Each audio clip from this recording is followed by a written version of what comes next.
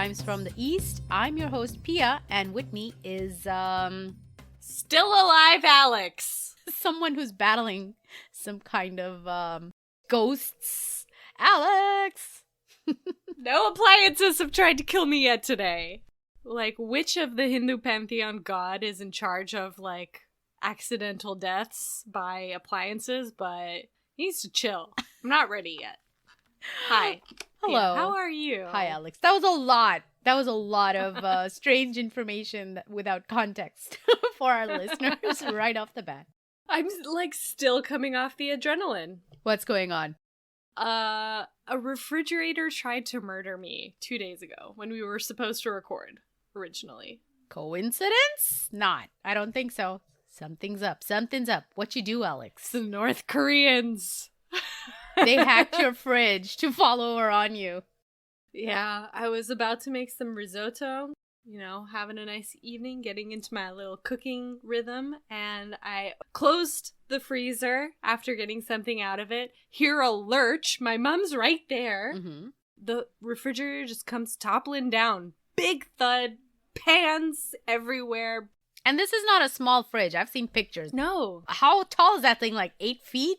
Well, it's like one of those IKEA fridges in a cabinet. Not to throw shade at IKEA, but also, like, come fix my stuff. They are not going to anytime soon. Oh so. my gosh. Shade. IKEA. And also Zoom. All of these companies need to just chill. So apparently your floor is slanted or tilted or something because it's how old? Like 400 years old?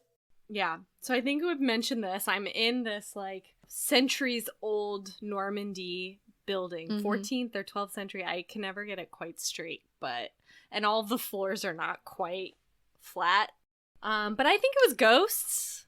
12th century? That's like 800 years, Alex. Yeah. Oh my God. It's old. It's probably 14th. Well, that's still 600 years. That's still old. Yeah. Whoa. So I think it was ghosts. It's probably like ghost hackers, like combined. With these powers combined, they can do anything. I'm going to stay away from my electric appliances for the next couple weeks in case they're on the attack. I'm so paranoid now. You gotta watch out. Yeah, it's a new week. I am just coming out of a cold. Yet again, this is what happens when you have kids. Oh no. I think after this cold, I have rock solid abs, like my man Jesus. Because I've been up coughing all night for the past 3 days. Just coughing. Doing crunches in bed all night, just coughing my lungs out. That gave me some nice lower ab workouts. We need to start that YouTube channel. What do we do there? Cough fitness. You're sick?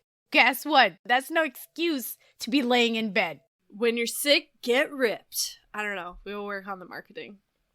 Yeah. There's something there. It's a unique workout. Viral workout. Oh, that will be a truly viral workout. Ba-dum-tsh. We're good with the puns today. So, speaking of dying, yeah. Insert very clever segue to the subject.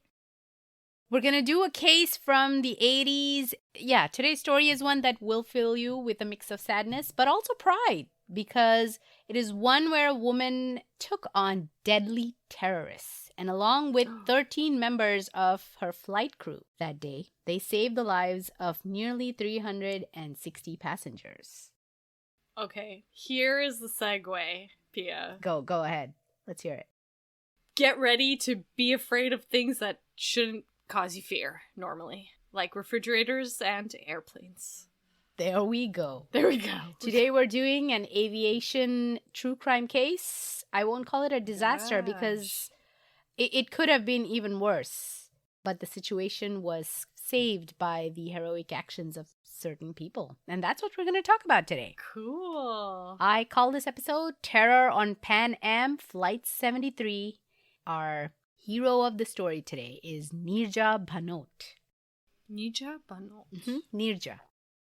The main sources for today's case are the New York Times, BBC, The Print, and various news articles and videos I found along the way in my research. So there's so many articles all over the place.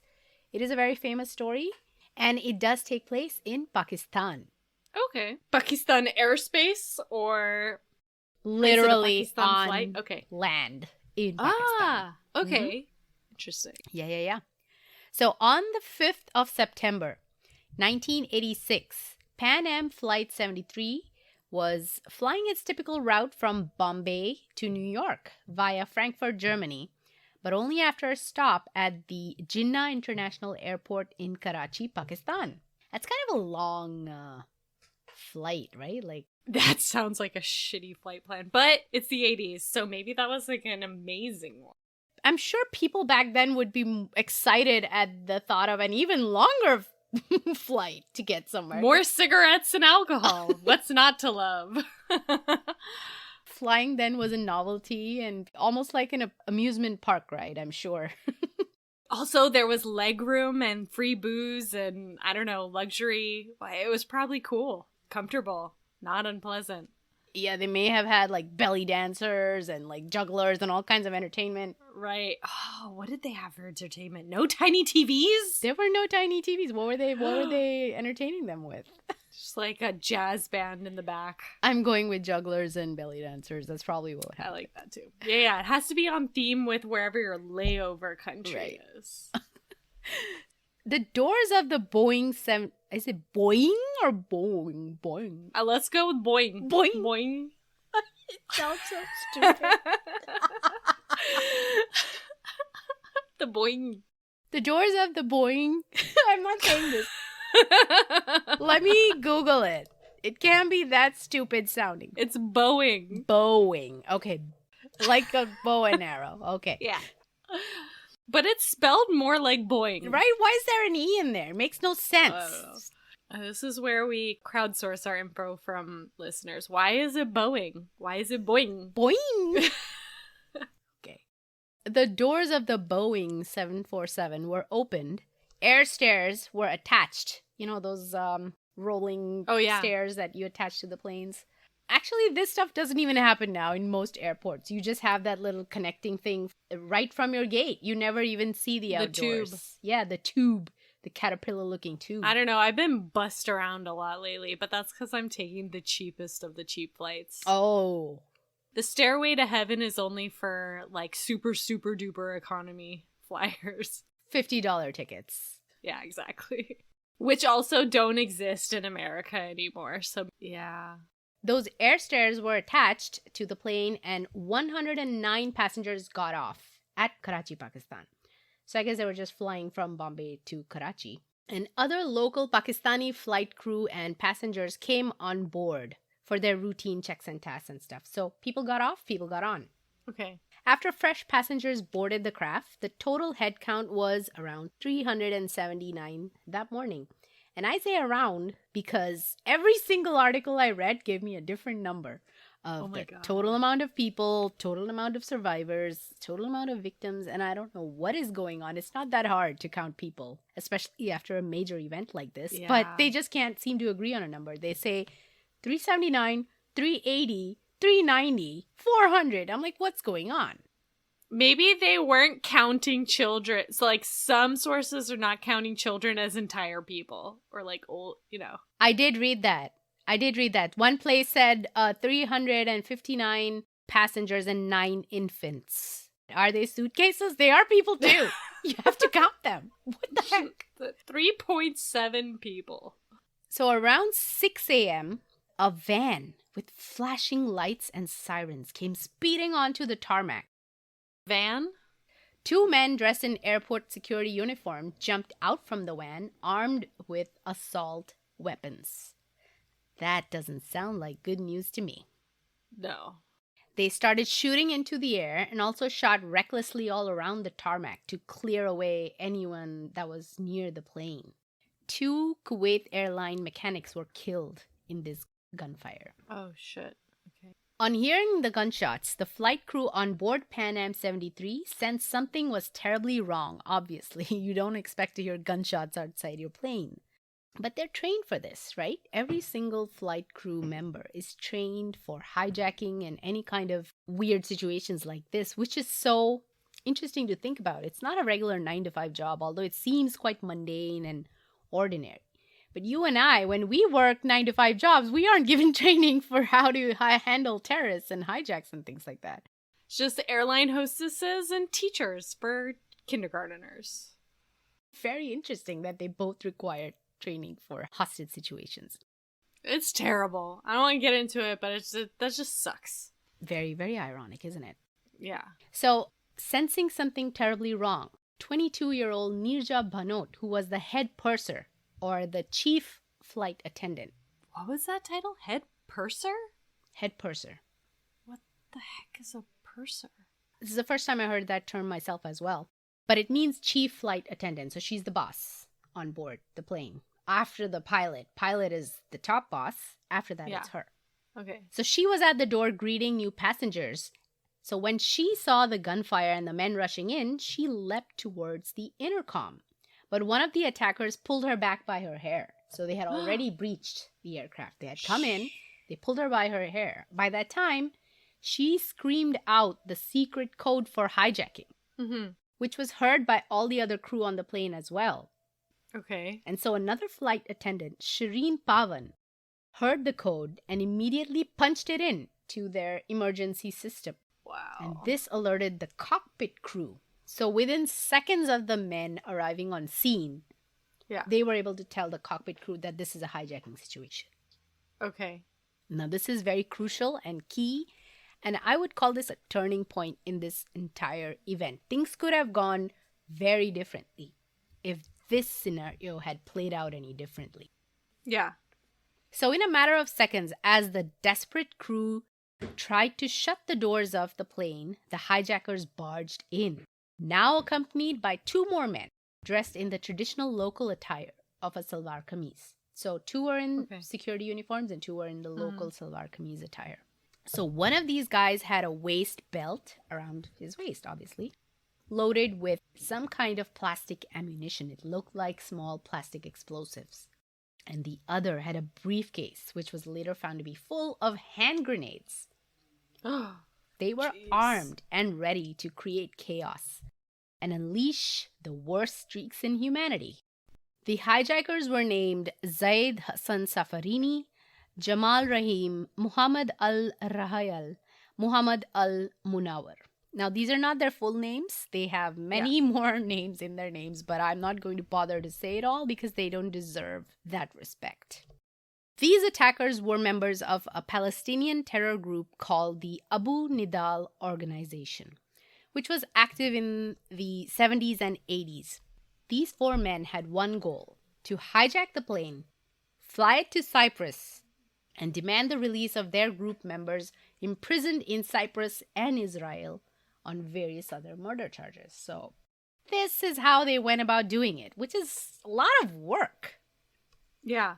If you really want to get them out, why don't you go to Israel and do something there? Yeah, this is very diluted or convoluted. Now, the whole point of this ordeal was to fly to Cyprus, negotiate the release of their friends. To fly this plane, they would obviously need a pilot? Exactly.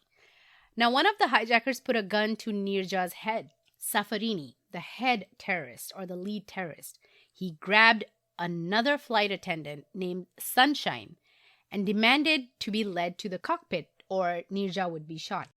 Sorry, back to the point, like, this seems like more work than it's worth. They totally could have picked a smaller, well, I don't know, maybe they couldn't, but couldn't they have picked a smaller plane or, like, you know, something easier? Yeah. You know, if we were terrorists, maybe we would have better ideas or we would be dumb enough to know what they were thinking, but right. It makes no sense to us. I don't know what their logic was. Maybe they thought it would be easier to, like, sneak in if they hijacked a plane full of people. It was, like, more leverage. I'll mention it later, but this is not like a lone incident. They did have plenty of precedents. Okay. In similar situations for similar goals. So Sunshine, the other flight attendant, she led Safarini there to the cockpit.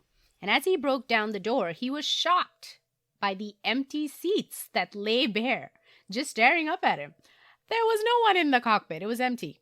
Where was the pilot? Where were they? Because Neerja and Shireen had sounded the hijack alarm within seconds of the men arriving, the American cockpit crew, comprising of 3 pilots, had immediately followed protocol and fled the plane via an overhead hatch. They were gone. So now, Neerja Bhanot, 22, and with just 6 months of flying under her belt, was the next in charge, or the in charge on the aircraft. The hijackers didn't even seem very savvy and were unfamiliar with the aircraft in general. Unlike other modern cases where hijackers are very familiar with the plane and they even go through some kind of training to learn how to fly the plane and operate things there, back in the day, I guess in the 80s, they just didn't bother. So they ordered the flight attendants to herd the passengers to the middle of the plane and huddle together and kind of do whatever they needed to do in the plane. All 379 of them sat on the floors and aisles, frozen in terror and wishing that this was all just a horrific nightmare that they would wake up from any minute. But it wouldn't be that quick. It was going to be a long ordeal. Again, I just feel like talking about this sort of stuff, especially given like the world right now, it's very triggering and it's just so scary to imagine, and yet it's so possible. The crazies are just multiplying exponentially, it seems like. And getting activated. Like they may have been here all along, but all of a sudden they seem to be active. Right. Outside on the tarmac, Pan Am's Karachi director Viraf Doroga used a megaphone to begin negotiations with the hijackers. He told the 4 men that the airport authorities were looking for pilots to fly them wherever they needed to go, but they needed time for that. The Pakistani authorities knew if they provided any pilots to the plane, it would be gone out from under their watch and could possibly be forcibly crashed into critical buildings or exploded mid-air for maximum effect. Yeah. They instead chose to wait it out and hope that with time the hijackers would give in, perhaps grow tired, wary, rethink things, or negotiate to let some hostages go. At least the women and children, right? Now, I mentioned before, I'll tell you about some of the precedents. So this wasn't an isolated incident of hijacking in the region, or by this group, by the way.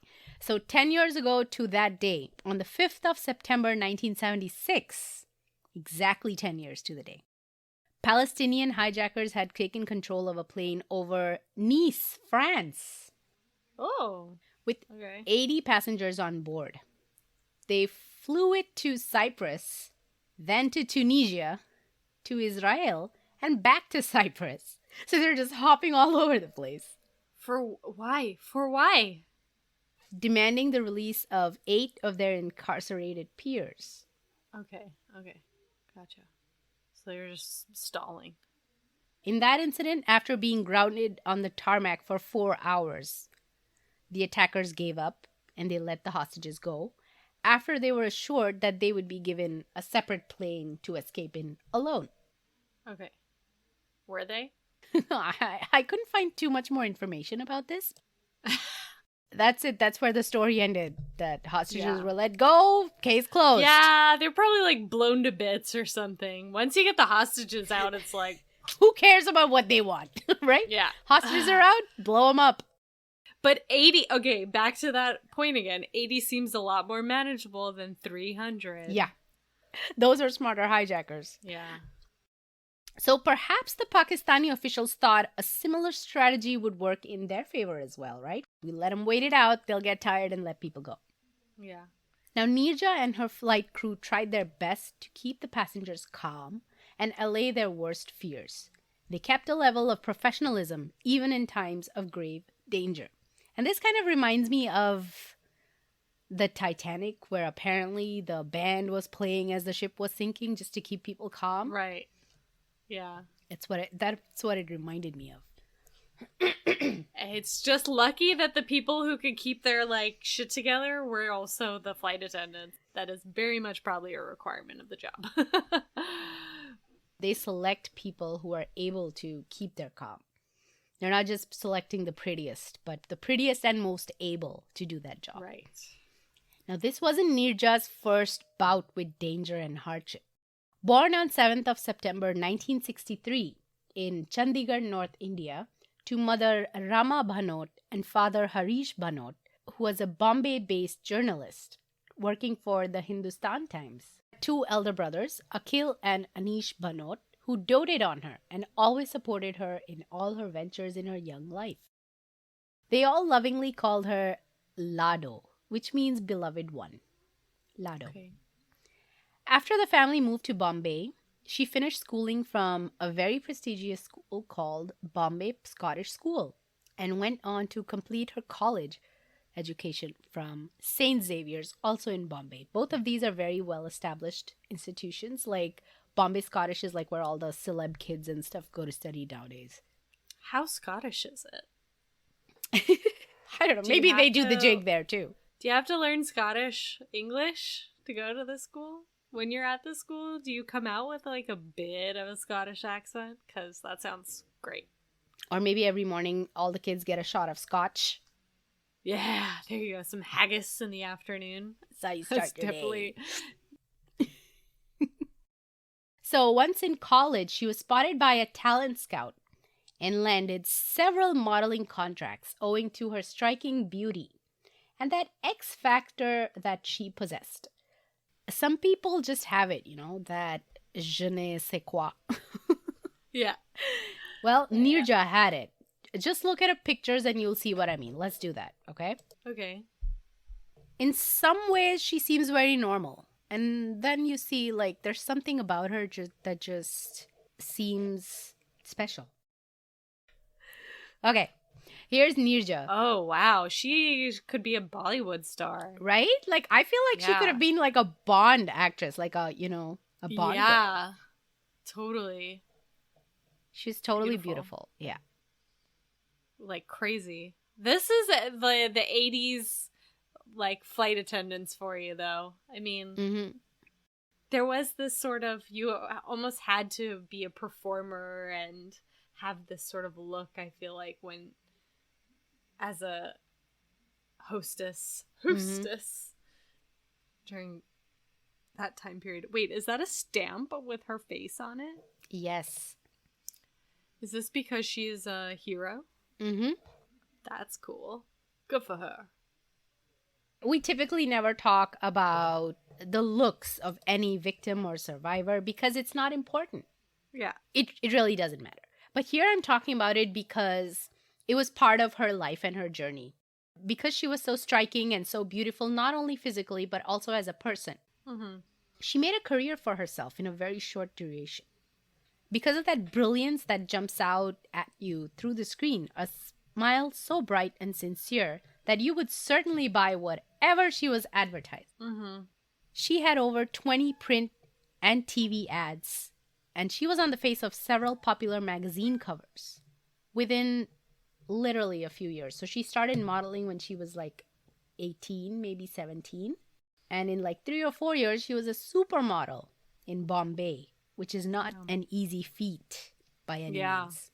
Yeah. But just as she was starting to spread her wings and fly, her father found her a suitable groom and arranged for her to get married. No!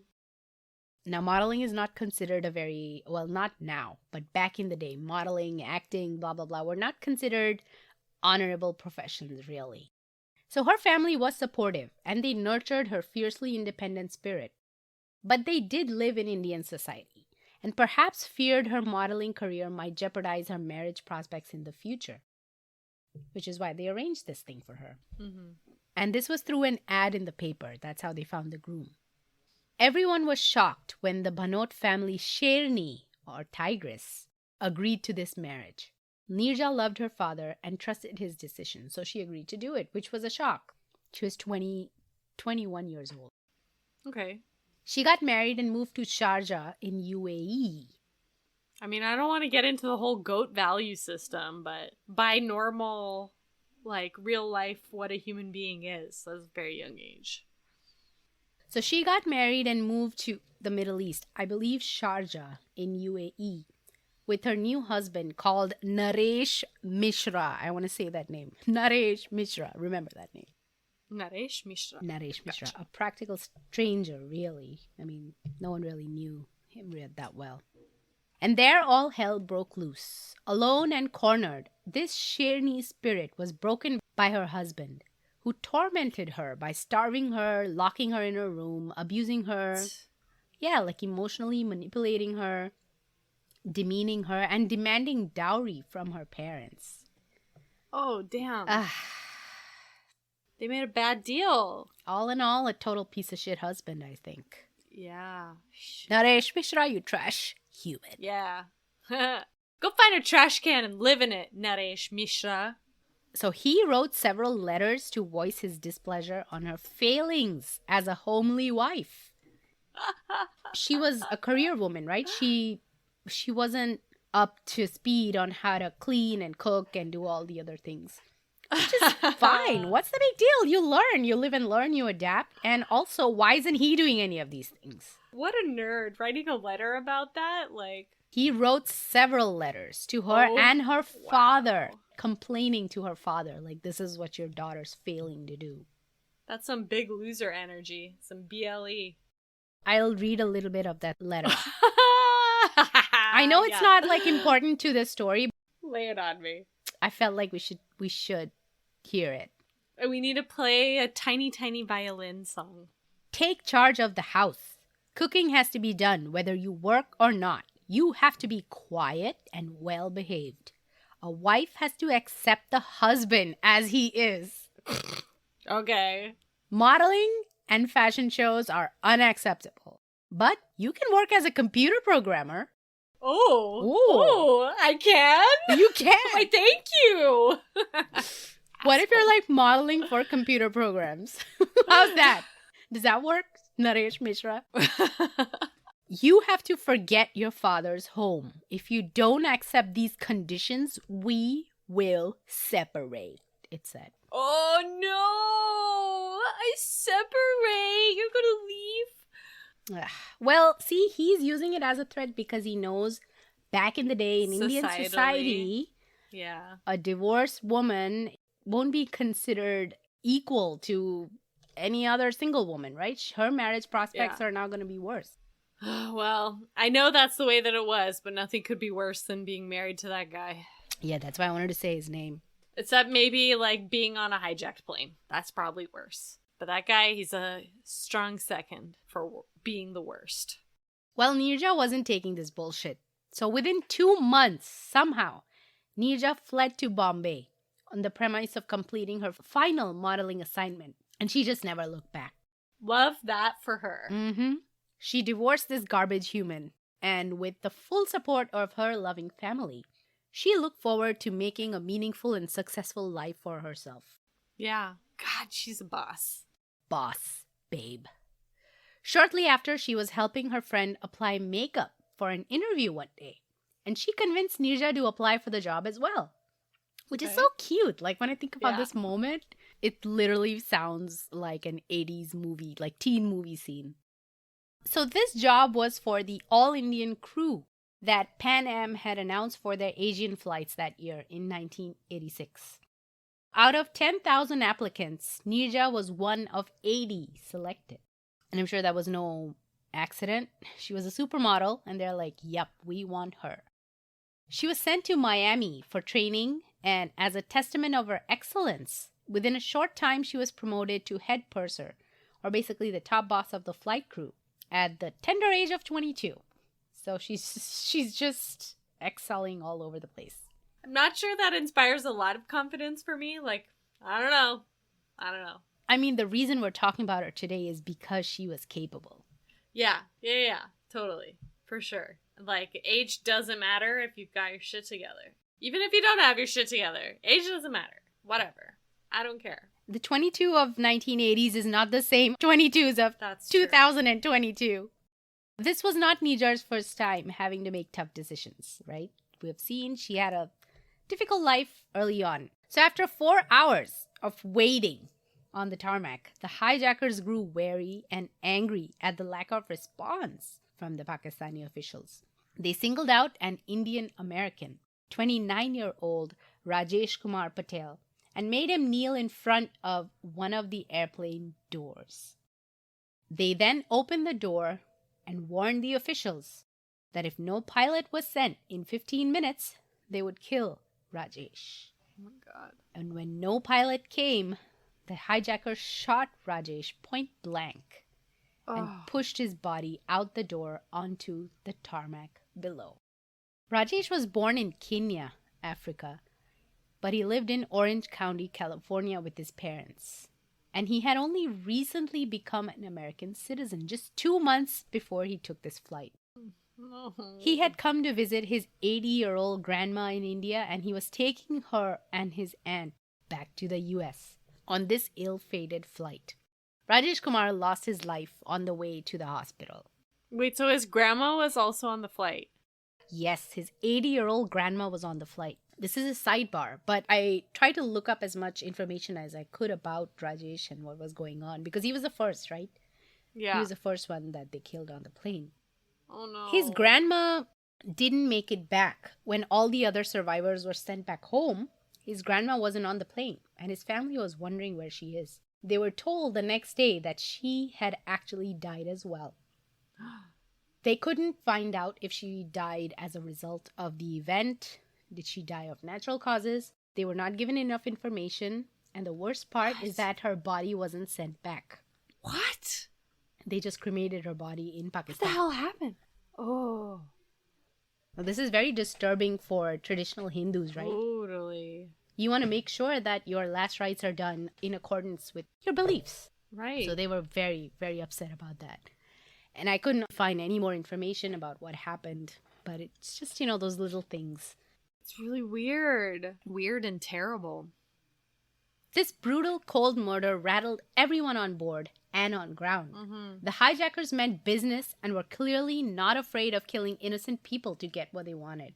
That, question mark of will they actually do anything? Is this actually happening? That question mark gets pretty much burned up at that point. You're like, okay, we're in hell right now.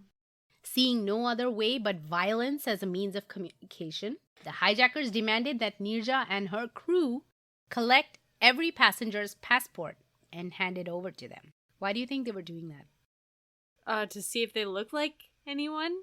To steal the passport? To No. hold those people hostage even more? Yes, kind of, yeah. So Neerja realized that this was being done so that the terrorists could target and kill American citizens. Oh, okay. I see.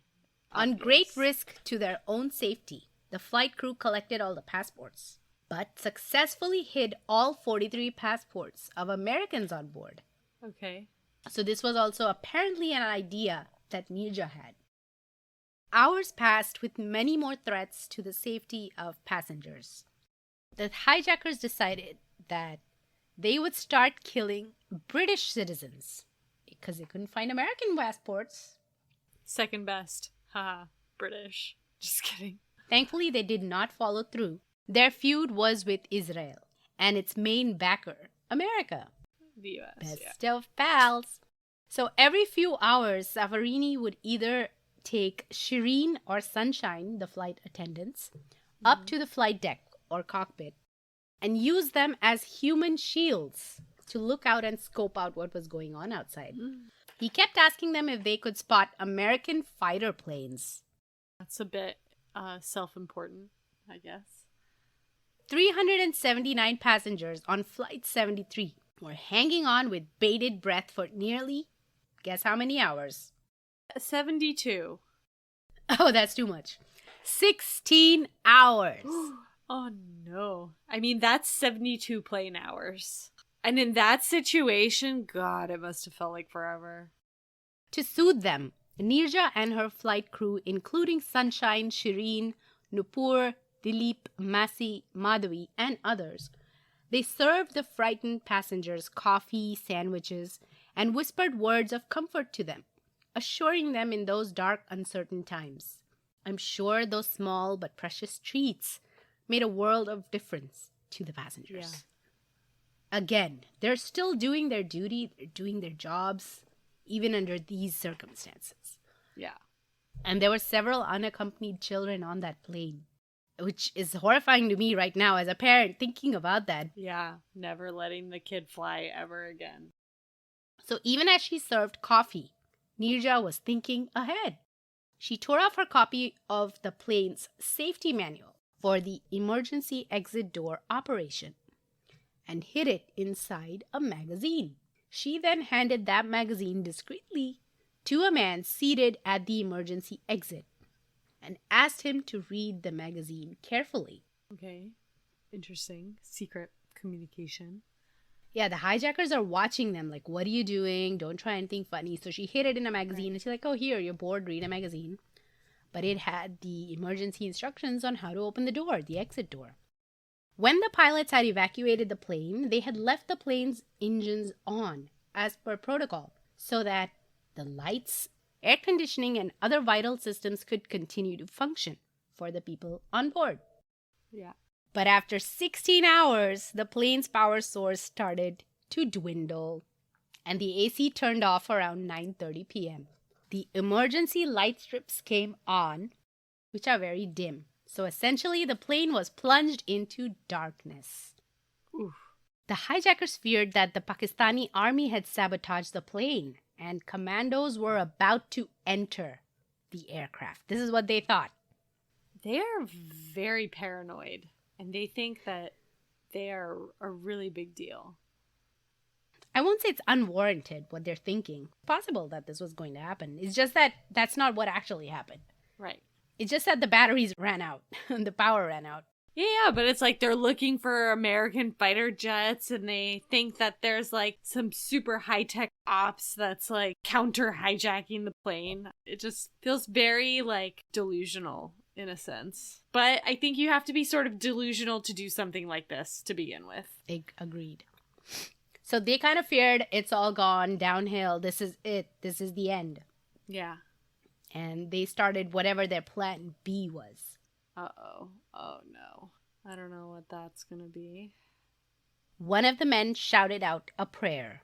Then he raised his gun, aimed it at the explosive belt on the other hijacker. They were going to die in a fury of flames and kill everyone on board with them. Okay, Batman, you can't see in the dark, dude. Oh yeah, I forgot about that completely. Okay, so he's shooting blindly into the dark, having his moment. He missed, obviously, and only a small explosion rang out, which filled the cabin with smoke, debris, and absolute mayhem. Okay. Angered by their own incompetence and failure, the men then aimed at the passengers and recklessly started shooting. Little streaks of gunfire shone in the dark cabin as screams of pain and terror filled the air. This was it. The moment that will decide if you live or die. What do you do? Where do you go? Remember, all these people are sitting in one big huddle in the middle of the plane. And then people start shooting at you. It's going to be absolute chaos. Stampede. Yeah. So sensing this as the last chance of freedom, Neerja rushed to one of the emergency exits and opened it somehow. But the inflatable slide did not deploy. Uh-oh. Another exit was also opened by someone. But again, the emergency inflatable slide did not deploy. What's going on with the freaking slides? They're not working. Oh, is it because the plane is like out of energy? Is there some maybe electrical mechanism that's supposed to... Oh shit. That's a design flaw. And people are desperate. They don't care. Yeah. They're just like, get me out of here. Many people rushed out, falling 20 feet onto the tarmac, breaking bones and injuring themselves in a bid to escape certain death. Yeah. A lot of the passengers and crew huddled on the wing of the plane, which was a few feet away. If they jumped and made it, they landed on the wing. If they didn't, they landed on the tarmac. They saw another emergency exit open up, and this time the inflatable slide deployed. Finally. Why did it have to be the last one to open that the slide works? Like, what is that? Allegedly, this exit was opened by the man that Neerja had handed the operating manual to. Oh, okay. I mean, I don't know if that has anything to do with anything, but it's interesting. Well, he understood the assignment, as Yeah. the kids would say. For real. He did it right. So do we think this was user error is why the slides didn't work? No, we don't know. We have no idea. I watched this YouTube video of someone who covers true crime cases, and she is a flight attendant herself. She mentioned that there are two modes, manual and automatic, when you open these doors. And if it's manual, the slide does not inflate. Okay. Because when you want to just open the door, you don't want the slide coming out every single time, right? Like when you're attaching the stairs and things like that. You don't want the slide come. Could be operator error, like in that situation. You're not thinking straight anyway. Yeah, you're just opening the door, trying to get it open. Flight attendants Dilip, Shireen, and others who were standing on the wing at that time with other passengers, they saw that slide open and they went back into the plane to help more passengers slide down instead of jumping off the plane from the other two exits. So they went in looking for survivors and helping people, knowing fully well that the hijackers were still inside and shooting. Which is so freaking brave of them. Like, this is some next level shit. I know. Yeah. At this point, they're behaving like soldiers. Seriously. It's crazy.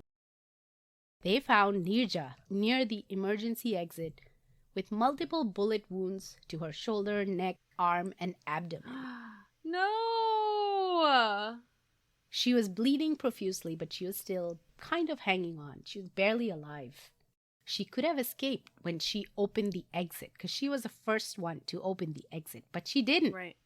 She chose to stay back and help passengers escape. Some say that she caught those bullets shielding 3 children from gunfire, and that the terrorists finally grabbed her and shot her specifically. Yeah. Because she had been the face of the flight crew and maybe Right. like a proxy to the officials, right, on the ground. And so they made it a point to assassinate her. Dr. Kishore Murthy, a survivor of the Pan Am Flight 73 hijack, recollected Neerja Bhanot's murder in a Times of India report. I saw her getting shot. She was shot in the head, point blank.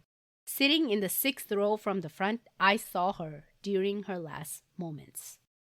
So someone did see her get specifically being singled out and shot. They knew who they were killing. So this was after she had been shot in the shoulder and neck and stuff. They went and like shot her. Yes. In the head, I guess. Yes. Mm-hmm. Fatally. Oof. The Pakistani Army Special Forces stormed the plane soon after and caught all 4 of the hijackers alive. A 5th terrorist who had provided ground support for them was caught later. They were all sentenced to death, but eventually got life terms instead. Don't ask me why. Pakistan is a funny place when it comes to dealing with such dangerous men. So now comes a kind of fuzzy gray area where nobody is quite sure of what happened to these killers. Yeah. I'm just going to mention whatever I found in news reports. And these are from CNN, and I'm hoping this is exactly how it happened. Apparently one of them, the lead terrorist Safarini, who had killed Rajesh Kumar, Yeah. he was set free in 2001. What? No. Why? Don't ask me, you have to ask Pakistan. But swiftly he was caught by the FBI in Bangkok just before he was catching a flight to Jordan. He shouldn't. If you're gonna set him free, he does not get the right to ever go on a plane again. No. Okay. No. This whole situation. I think maybe they were waiting to see who he was meeting up with. To see where he was going, because then you know where the rest of the gang is. Yeah. Okay. So in 2005, he was tried in court in the US, in DC. And a very angry judge sentenced him to 160 years in prison in the Supermax Federal Penitentiary in Florence, Colorado. So that's where he's sitting today. Okay. He's in a jail. Yeah. I mean, don't love taxpayer dollars paying for that, but... So he's in solitary. Pure hell. Safarini said he was remorseful from the depths of his heart for what he did. But the judge said, I don't buy it. Yeah. You are a coward and a cold-blooded murderer. And this is better than you deserve. So victims and relatives of the deceased passengers had traveled from all over the world to testify at that trial. So they might have felt a little vindicated with this massive sentence. He's never getting out. The 4 other men were released in 2008. Okay. Just released. Some say escaped. Something that shouldn't have happened either way, but did in Pakistan. And they were allegedly deported to Palestinian authorities, despite the protests of the United States and the Indian government. Okay. I don't know about you, Alex, but I'm baffled. These are 2 very powerful countries, the US and India, with very elaborate special forces and elite intelligence agencies. How did they just let them go? Yeah. Conspiracy corner time. They were, again, trying to follow them for leads on bigger targets. They gave them like coupons to whatever's the shittiest food stall in Pakistan and hope they get death by diarrhea or something. I don't know. Oh, maybe they made some sort of secret agreement and they gave up a bunch of information, and part of that agreement was to turn them over to the Palestinians. Yeah, like moles. They were double agents now. Yeah. Yeah. Possible. I like this idea too. Since at least 2 Americans were killed that day, the FBI is legally bound to keep their case open and pursue them till these 4 men are confirmed dead or captured. Okay, so they can't just close the case.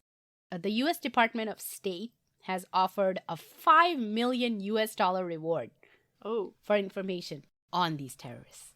Well, Bangalore hackers, you got your next target. Go find the terrorists. Make yourselves useful.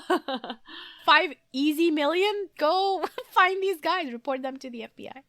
So the FBI released age progress pictures of these men in 2018. Okay. So I guess they're still trying to look for them, or at least pretending to. It's probably very passive looking. They can just sort of punch that little program in, update the photos. Done. We're done for the decade. Yeah, we did our search for now. So in 2010, news reports claimed that one of these 5 terrorists, Jamal Saeed Abdul Rahim, was killed in a suspected U.S. drone strike. Okay. January 9, 2010, in North Waziristan Agency, which is a tribal region of Pakistan. Who knows what happens? These drone attacks, they're bad news. Don't care who you're trying to kill. Innocent people always die. Doesn't make me happy to hear that that's a possible outcome. It does make me think of some sort of another conspiracy theory, some sort of Hunger Games scenario where they put trackers in them and then see where they end up, and then they do the drone strike based on if they end up somewhere that they think other terrorists are. I can't stand the idea and the reality of wars. It's terrible. We have to stop. It's Bastille Day here in France. What is that? Oh no, don't ask me. Okay, wait. Look it up. We're just gonna patch in the part where I know what Bastille Day is about. What I do know is that there's a big military parade in Paris. Even here in Normandy, they've had the fighter jets and warplanes flying over. It's an important moment in history, blah, blah, blah, blah, blah. I don't like it. I have no interest in war parades or seeing fighter jets in the air. I think it's a weird, twisted, psychological thing where you're nationalism, patriotism, but also be afraid because at any moment we could just drop bombs on all of y'all. They don't just look cool. They are death machines. Yeah, not about it. Don't like it. Our planet is suffering. We have slowly set ourselves up for extinction in the not so distant future. Do we really need to be killing each other? Especially over imaginary lines of control in the sand. How did we start talking about this? I don't know. I think the drone strikes. The drone strikes. Oh, yeah. Drone strikes. It doesn't make me happy to hear that that's possibly an outcome. Coming back to our case, 22 people died that day as a result of the terror on Pan Am Flight 73. But more than 350 made it out alive. And that's a huge number. That's thanks to these amazing flight staff. Now, it is difficult to determine with absolute accuracy the exact events that took place when Neerja died. Because some said she was shielding 3 children, some said she was already hit and lying on the floor. We don't know. That's not important. What we can be sure of is that she put her life last and those of her wards first. She took on the leadership role and put her life on the line to comfort and protect the innocent passengers on the plane with her calm and collected demeanor. And remember, she was all of 22. Yeah, it's crazy. Just a day later, on September 7, 1986, the Bhanot family was devastated when they received the body of their beloved Lado, the light of their lives, their Sherni, who was no more. She had lost her life at a hospital in Karachi, just 2 hours short of her 23rd birthday. Neerja was posthumously awarded the prestigious Ashok Chakra Award, which is the highest peacetime military honor in India. Okay. It's awarded for valor, courageous action, or self-sacrifice away from the battlefield. Neerja Bhanot was the first woman and the only civilian to receive the Ashok Chakra. It sounds like they were in a battlefield and behaving like a selfless soldier. Mm-hmm. She was also awarded the Tamgha-e-Insaniyat by Pakistan for her incredible human kindness. She is the only person on planet Earth who's been awarded 2 awards for peace from India and Pakistan. Wow, that's crazy. That's so cool. Sad but nice. The U.S. Department of Justice also gave her a Bravery Award in 2005. I salute Neerja for her bravery. And along with that, of the rest of the flight crew as well, of course. Mm-hmm. They all did their part. It was not a one-person brigade. It was not just her doing everything.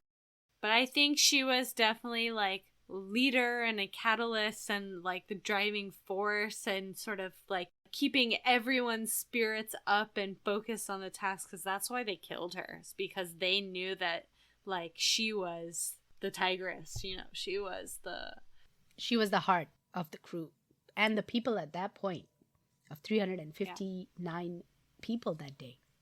May India be blessed with 1 million more Neerjas to show this world what women are capable of when push comes to shove. Hell yeah. That was our story about Pan Am Flight 73 and the heroine of the hijack, Neerja Bhanot. I hope listeners like that story. What did you think, Alex?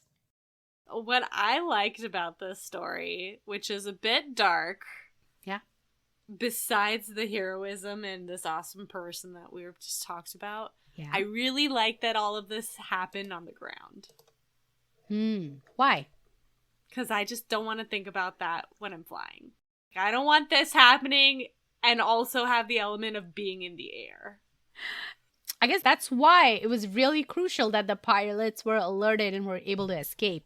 And that they booked it. They booked it. I have no problems with the pilots getting out of there. If they have a gun against their head and they're told to fly, I think you can think you're going to act one way, but you never really know. Mm-mm. And that's another thing that I think is interesting about this story, is that like you hopefully never in a position where you're tested, like what are you actually made of? But these people were tested and damn, they were made of some tough stuff.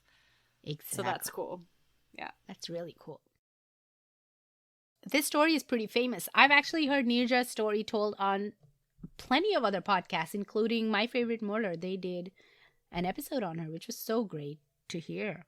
Because you never hear of South Asian cases, right? Yeah. But Neerja's story touched so many people, and she's such a epitome or a model of courage and bravery that People are still talking about her even today. Look at us. She'll never be forgotten. There has to be a movie about her. If there's not, that is another crime against humanity in and of itself. Which brings us to Bollywood Corner. Yes, please, Whoop, whoop, whoop. please tell me that there are movies about this story. There is a movie based on this story. Thank God. Aptly named Neerja. Cool. Okay. I mean, hopefully cool. I hope it's a good movie. Yeah, it is. It is. It was released in 2016, and it is an excellent movie. It tells the story in a gripping yet touching way, so you can get to know Neerja and her loving family alongside all the horrific events that took place on that day. Yeah. Okay. And oh my God, I'm going to warn you, you're going to be crying when you watch this movie. Yeah. Unless you're a sociopath. What was that wrestling movie? Dangal. Dangal. Yeah, just like Dangal. If you don't cry in Dangal or when you watch Neerja, I'm sorry, you better get yourself checked. Yeah. If you're wondering, watch these movies. If you don't cry, you have your answer. I was bawling as I watched this movie, especially during those final moments when they started firing and stuff. Oh, it was hard to watch. And it's a well-made movie. I'd say watch it. The actress who plays Neerja, this is probably the only time I will watch her on screen because I can't stand her in any other movie. Okay. She's a terrible, terrible actress, if I can say that. Okay. She did an okay job, though? She did a decent job, I think. Neerja's mother was alive while this movie was being made, and she blessed it. I guess having that personal touch maybe motivated her to give her best as an actor. Yeah. And she did fine. Anyway, so that's the only movie I want to recommend because I don't want to take away from Neerja's story and her, her bravery and valor. And I really, really, really want everyone to go watch this movie because it will take you there. It will take you into the story from first scene till the end. You will be gripped. Go watch it. Gotta go check it out. So that's it for our episode. You have anything else you want to talk about, Alex? Let me see. Oh, yeah. I just wanted to mention that we do have a Facebook group. I mean, it's not very active. I just made it as a placeholder. But if people join, maybe we could start posting there or chatting with people and stuff. I've had a few really nice, sweet messages from listeners. And we also have a subreddit.